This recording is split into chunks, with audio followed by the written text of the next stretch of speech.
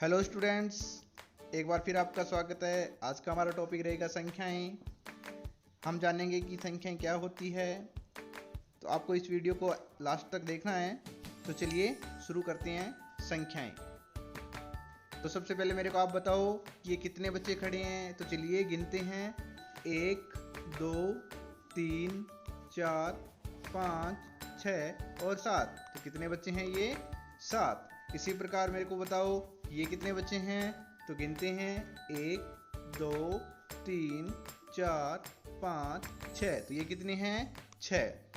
तो बच्चों ये जो 7 और इसी प्रकार जो आया था हमारे पास 6, तो ये क्या कहलाती है? ये संख्याएं कहलाती है।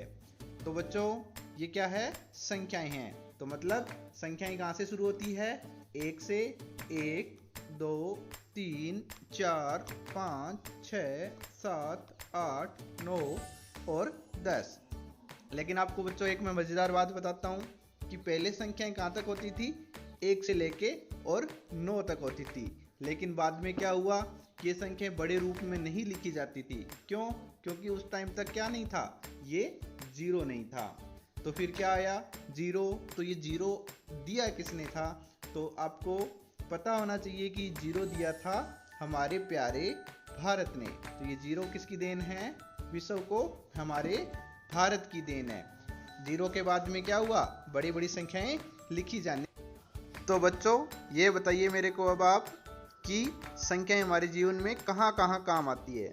तो देखिए इस चित्र में ये लड़की क्या माप रही है? अपनी हाइट। तो ऊंचाई नापने में भी किसका उपयोग हो रहा है? संख्याओं का उपयोग हो रहा है। इसी प्रकार जब मम्मी हमारी कोई सामान तोल के किसी को देती है तो इसमें किसका यूज करती है? बाट का। तो बाट में भी क्या लिखी होती है? संख्याएं।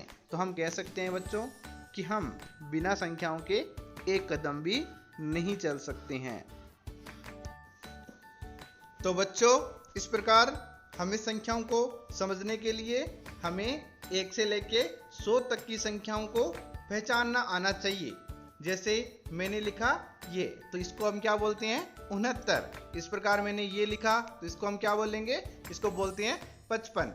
तो इस प्रकार संख्याओं को पहचानना बहुत ही जरूरी है।